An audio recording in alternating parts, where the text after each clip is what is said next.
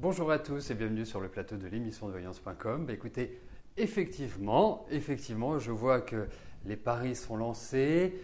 42 ans, 43 ans. Bon, c'est gentil, vous ne me donnez pas plus déjà, hein. J'apprécie énormément votre délicatesse. Alors, est-ce que c'est le 30 octobre, le 1er novembre, le 29, le 31? Oh là là là là là là. Bon.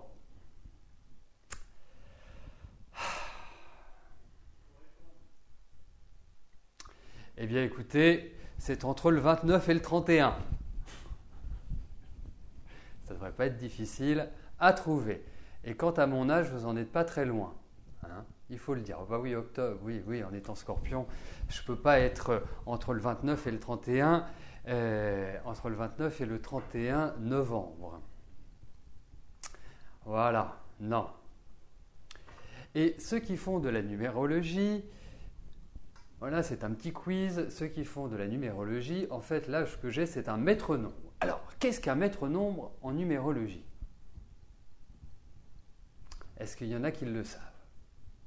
Qui peuvent l'expliquer? En tout cas, j'espère.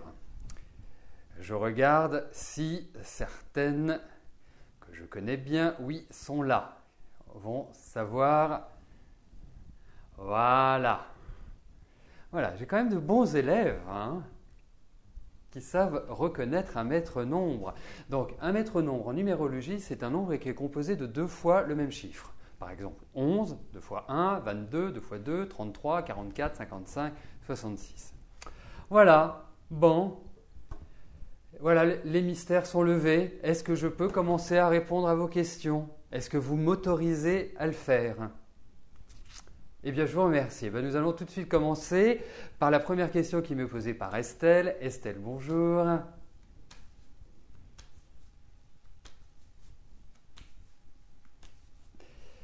Est-ce que je vous vois sortir de vos problèmes financiers?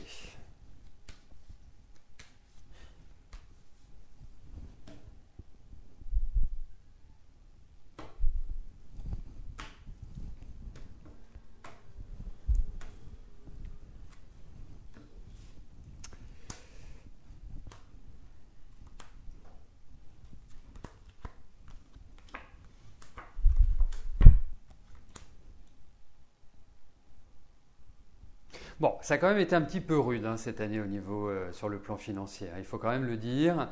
Euh, Entre autres, parce que je ne peux pas relever des secteurs dans votre existence qui ont été youpi, hein, qui ont été faciles, mais en tout cas, moi je vais vous dire une chose, c'est que l'année prochaine est une année qui ouvre à de meilleures perspectives sur le plan financier. Vous allez vous sentir mieux au demeurant, donc tout cela ajouté, eh bien je pense que oui.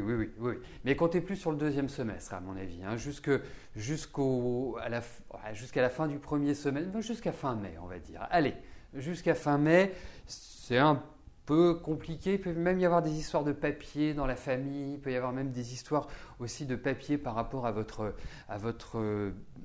habitat. Enfin, il y a plein de choses qui vont se décider sur le plan financier, mais en tout cas, je pense qu'à partir du deuxième semestre, vous allez respirer. Voilà.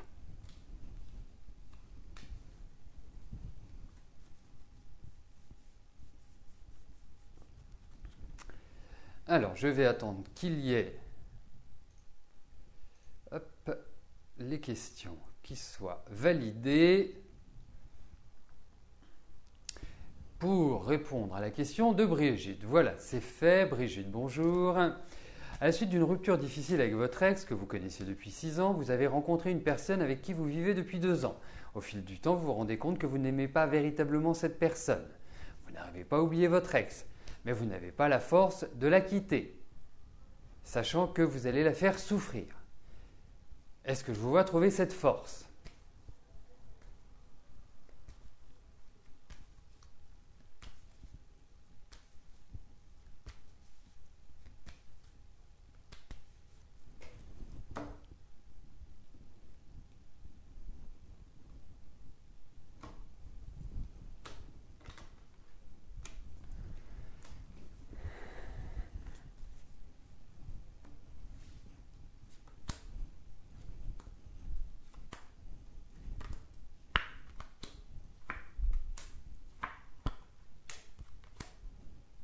Alors, en fait, je comprends. C'est que, voilà le cheminement. Regardons 2014. 2014 a été une année où toute cette année, qui n'a pas été, je dirais, des plus faciles sur le plan psychologique. Pourquoi? Parce que vous avez passé, je ne vais pas dire au rouleau compresseur, mais au hachoir, ce que vous entendiez, ce que vous voyez. Vous avez un autre mode de pensée maintenant. Je dirais quelque part, il y a une sorte de maturité supplémentaire. Mais en même temps, ce que je pense par rapport à cet homme, au demeurant sympathique, mais peut-être peu entraînant, peu rigolo, enfin voilà, il ne m'apparaît pas comme étant le bout en train de service, si vous voulez. Ça m'apparaît sérieux, ça m'apparaît carré, ça m'apparaît tout ce que vous voulez, mais c'est bien, c'est agréable, parce qu'au moins, bon, on est sur une route. Mais ça manque un peu de... Ça manque un peu de Disney, quoi. Hein, vous voyez, ça manque un peu d'euphorie. Et en fait, vous n'avancez plus. Donc, doublé d'une certaine fatigue et même d'une baisse de morale, effectivement, cette année n'est pas l'année idéale pour complètement agir. Et je trouve que ce sentiment augmente depuis le mois de juillet, depuis votre anniversaire. J'ai l'impression que depuis 3-4 mois, ça devient de plus en plus poussif. Et je pense qu'effectivement, autant il y a une certaine passivité dans cette année, autant l'année prochaine sera beaucoup plus une année où vous pourrez entraîner le mouvement. Mais ça ne va pas être aussi simple. Le fruit n'est pas mûr pour que vous partiez tout de suite. Donc moi, je viserai plutôt l'année prochaine.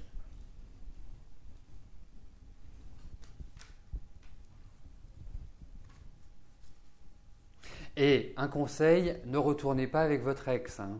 Vous ne quittez pas ce monsieur pour retourner avec votre ex. Parce que votre ex, pardonnez-moi, mais c'est un peu une ambiance différente, mais c'est quelqu'un qui vous retourne la tête.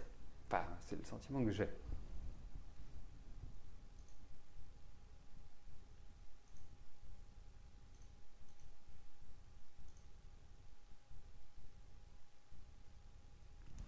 Emilia, bonjour. Je vous avais dit que vous vous sentiriez mieux aux environs du mois d'octobre, mais vous ne vous sentez toujours pas en forme. Combien de temps encore ça va-t-il durer? Alors, j'ai vu votre question tout à l'heure. Et je me suis dit, qu'est-ce qui fait que notre amie Emilia ne soit pas en forme? Donc j'ai approfondi avec la numérologie.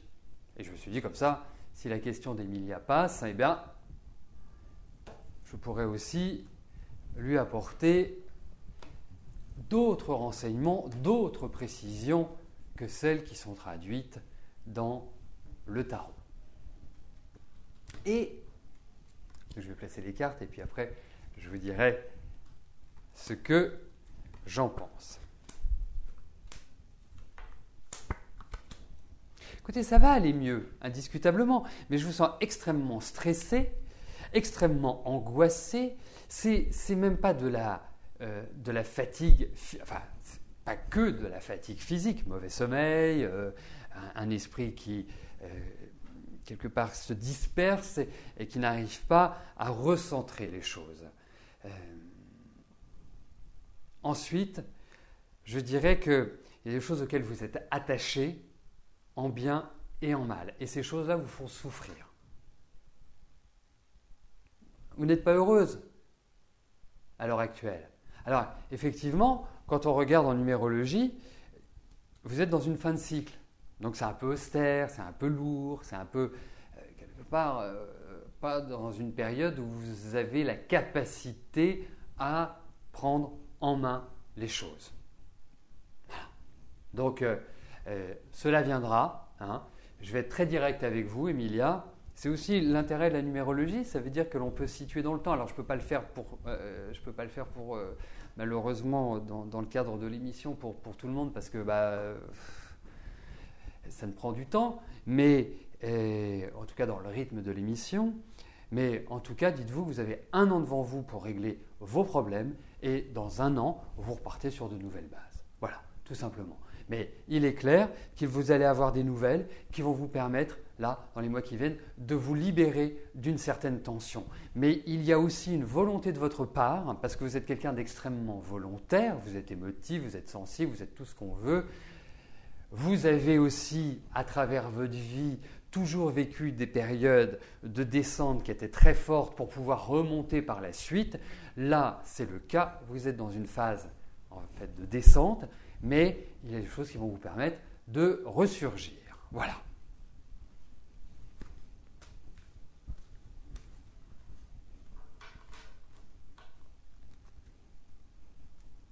Vous voyez, c'est aussi pour ça que l'association de plusieurs arts divinatoires, quels qu'ils soient, hein, est toujours très très intéressant parce qu'il y a ce que j'appelle ce système de recoupement. Quand vous avez une première information dans les tarots, vous regardez par exemple, là je parle pour ce que je connais, que vous regardez en numérologie et que vous retrouvez des éléments confirmants et qu'après vous regardez par exemple soit les tarots, soit le Viking, ce que j'utilise, ou l'oracle Béline par exemple, et que vous retrouvez également cette note identique, là, je dirais presque que vous êtes dans une certitude. Voilà. C'est aussi ça qui est très important dans cette association. Et c'est pour ça que j'aime les associer. Mais dans l'émission, ce n'est pas possible.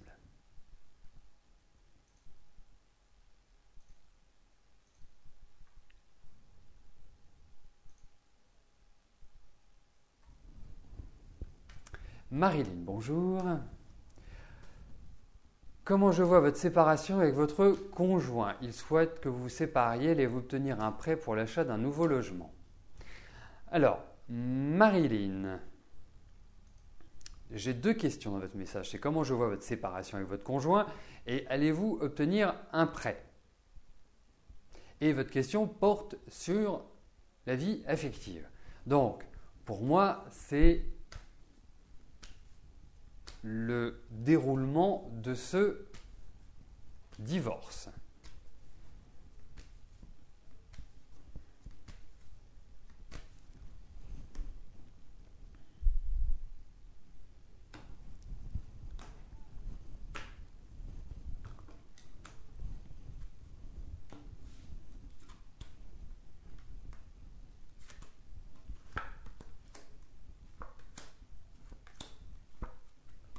Non, il va y avoir des points de blocage pour moi par rapport à votre divorce.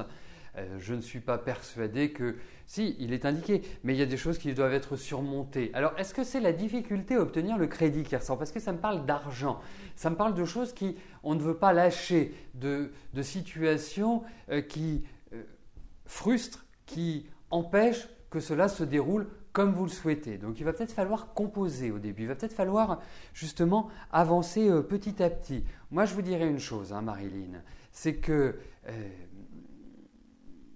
pour moi, je ne sais pas quand est-ce que vous envisagez de commencer, mais toute cette fin d'année, un petit peu le début d'année, va pas être aussi dynamique que vous l'aimeriez. Vous avez envie d'aller vite, vous voulez que les choses soient toniques. Ce n'est pas forcément ce qui ressort à l'heure actuelle.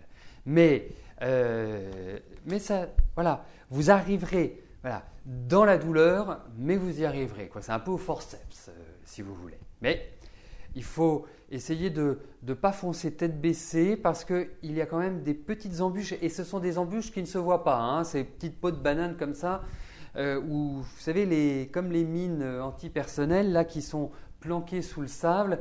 Donc, il faut avancer tranquillement à petits pas. Vous voyez bien le rythme que je vous donne. Ce n'était pas une danse, bien évidemment. C'était pour symboliser concrètement ma pensée. Mais vous y arriverez in fine. Mais effectivement, je pense que vous serez complètement libéré sur le deuxième semestre. Voilà, c'est là où les choses se débloqueront.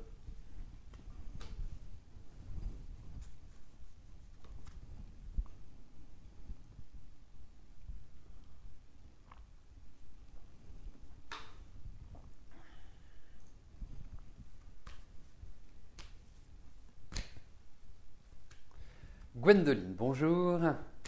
Votre amie Rosine a accouché il y a 2 mois. Elle a des saignements et maux de ventre. Vous avez peur qu'elle laisse traîner et qu'elle ne se soigne pas. Elle est africaine. Est-ce grave? Va-t-elle aller mieux? Ça va passer. C'est-à-dire que, je vais être très clair avec vous, Gwendoline.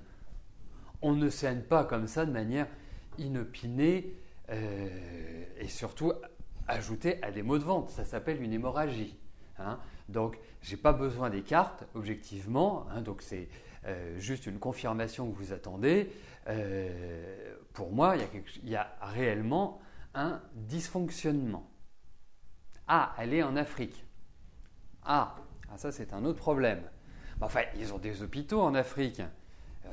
Il faut qu'elle aille impérativement se faire contrôler parce que ça va se terminer en hémorragie interne. Alors, peut-être pas tout de suite. Mais je peux vous dire que là, c'est sa vie qu'elle risque. C'est pas autre chose. Hein? Donc voilà. Donc il faut la pousser, il faut la... Voilà. Allez. Oui. Je vois que nous avons des médecins parmi nous. Non. Trêve de plaisanterie. Voilà, ça paraît la logique. Donc, vous la boostez et vous lui dites qu'elle risque de rendre son enfant orphelin. Bah oui, je sais bien, Gwendoline, mais est-ce qu'il vaut mieux avoir une dette médicale ou mourir et laisser un enfant à l'abandon? Vous voyez, c'est une question qui se pose aussi en ce sens. Donc pour moi, je ne sais pas combien ça coûte, je ne sais pas quelles sont les conditions, mais là, ça ne se discute même pas.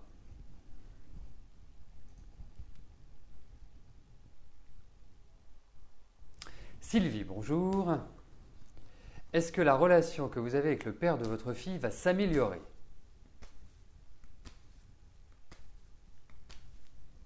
Mais vous lui faites, pardonnez-moi Sylvie, vous lui faites peur. Vous dites que vous avez interrogé, puisque en Afrique il y a des marabouts, vous avez interrogé un grand marabout français et qu'il vous a dit qu'elle risquait vraiment de laisser son enfant orphelin. Moi, c'est ce que je trouve de pire. Après, on décide de ne pas se soigner, on risque sa vie, mais si on est seul, ça ne nous regarde que nous. Ça ne regarde que nous, pardon. Mais autrement, là, c'est couru. Bon, j'en reviens à la question de Sylvie, qui souhaite savoir si sa relation avec son ex-mari, avec le père de votre fille, va se détendre.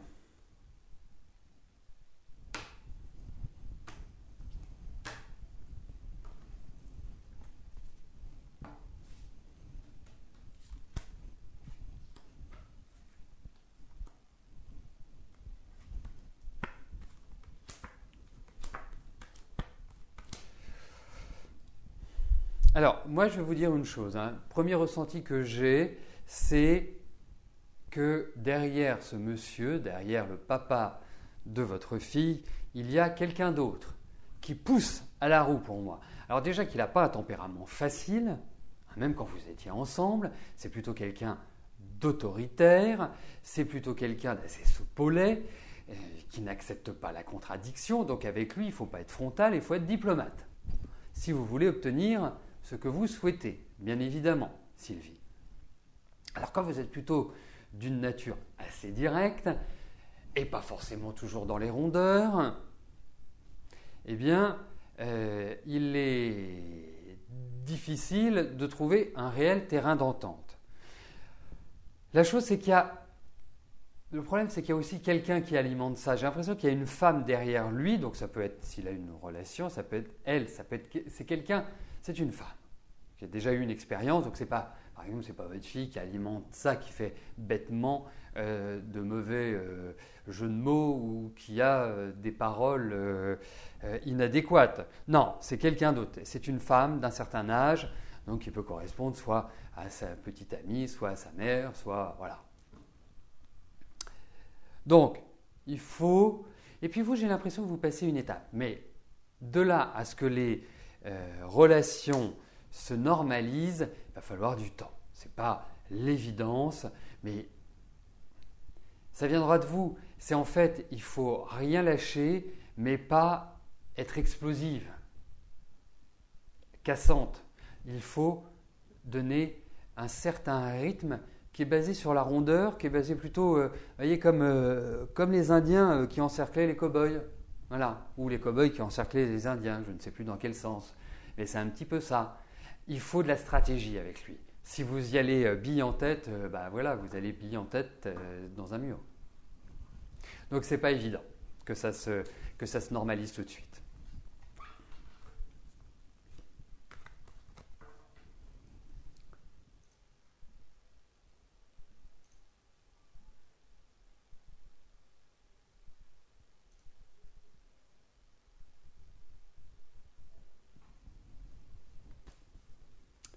Florence, bonjour.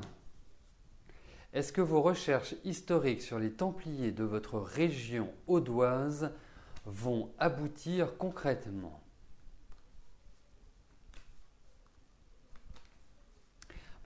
Après, qu'appelez-vous concrètement?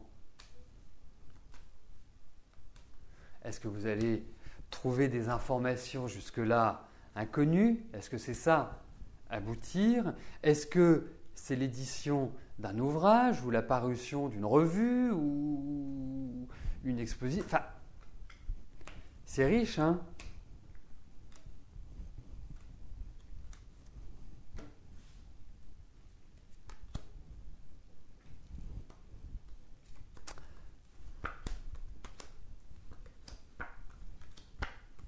Bon, il y a des perspectives. Il y a des perspectives. Prenez quand même votre mal en patience, c'est pas du rapide. Mais je pense que vous allez découvrir des choses qui sont enfouies, qui sont cachées. Remarquez, ça va bien avec les Templiers, hein, les choses enfouies, cachées. C'est un peu le rythme de ces personnes-là. Donc oui, mais peut-être pas tout de suite. Je pense que, allez, pour les jeter, on va dire dans un an. Il y a plein de choses qui vont être mises à nu. Mais oui, vous allez avancer là-dessus.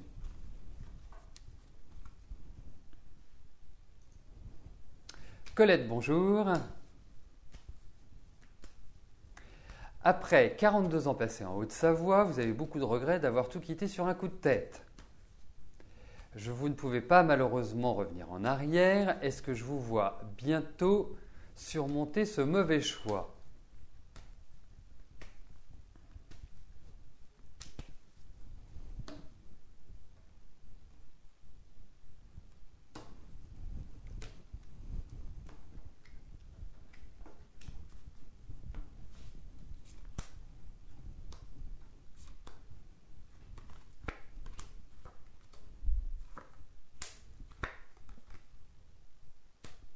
Oui.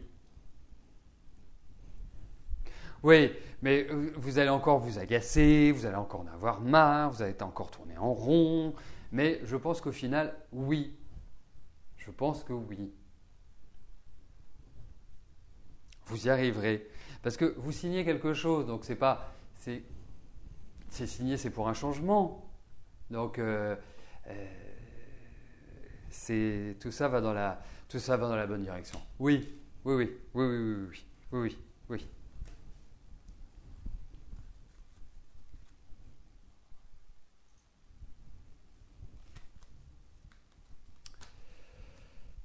Daniel, bonjour. Vous devez remettre à votre patron un contrat de CSP valable jusqu'au 12 octobre 2014. Vous pensez lui redonner le 6 novembre. Est-ce que c'est une bonne date? Mais si c'est valable jusqu'au 12 octobre 2014, le 6 novembre 2014, c'est obsolète. Il devient obsolète. Vous ne pensez pas? C'est juste une question, Daniel, hein. Peut-être que c'est moi qui comprends mal, mais c'est un peu l'impression que me donne votre question. Voilà. Ah.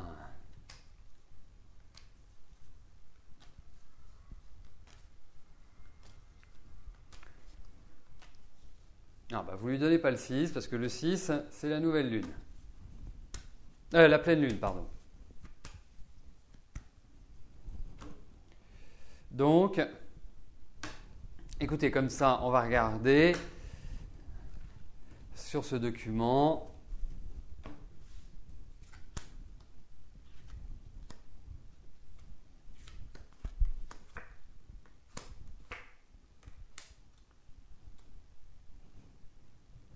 Et pourquoi le 6, d'ailleurs? Pourquoi vous ne lui donnez pas maintenant? Ce serait bien avant la fin du mois. Il y a un jour qui est très très bien, c'est le 30 octobre. Non, pourquoi vous ne lui donnez pas à la fin du mois? C'est une meilleure période, hein, même pour vous. Donc, si c'est... Voilà, eh ben, très bien, nickel. Voilà, vendu, 30 octobre. Bon, eh bien écoutez, nous arrivons au terme de notre émission. Je vous rappelle que plusieurs choses, hein, parce que effectivement, tout le monde ne veut pas passer dans le cadre de l'émission, mais vous avez l'émission de Rose ce soir à partir de 18h, hein, les mardis soirs de la voyance. Rose commencera à répondre à vos questions à partir de 18h30. Vous avez des émissions quotidiennes, hein, 5 émissions quotidiennes à partir de 13h du lundi au vendredi. Vous avez aussi l'émission Privilège. Je rappelle que la prochaine émission Privilège, tiens, puisque j'en parle, sera le 6 novembre, donc jour de pleine lune. Est-ce que l'on va voir des loups-garous apparaître lors de l'émission? Surprise, on peut s'attendre à tout avec une pleine lune en Scorpion, sur l'axe Taureau-Scorpion. Et les émissions, vous pouvez les revoir dès le lendemain depuis la page d'accueil du site. Il est important lorsque vous posez une question que vous soyez présent, parce que comme ça vous ne pouvez pas savoir si vous n'êtes pas présent, si votre question a été tirée au sort, sauf si vous regardez l'émission le lendemain dans sa globalité. Les questions sont bien évidemment tirées au sort, hein, c'est un tirage au sort aléatoire et effectivement il est possible que vous attendiez 2 semaines, 3 semaines, 1 mois et demi pour pouvoir passer. Mais vous avez aussi la possibilité de passer tous les jours puisque c'est équitable et qu'il n'y a aucune règle restrictive pour le choix des questions. Voilà. N'hésitez pas, si vous rencontrez le moindre souci avec l'émission, si vous avez la moindre question à poser, eh bien, vous pouvez le faire par mail, vous pouvez aussi le faire par téléphone. Vous avez le numéro juste au-dessus du chat, hein, juste au-dessus du chat, tout simplement. Et puis voilà, il ne me reste plus qu'à vous souhaiter une excellente fin de journée et à vous donner rendez-vous demain à partir de 13h pour une nouvelle émission de Voyance en direct. Merci, bye bye.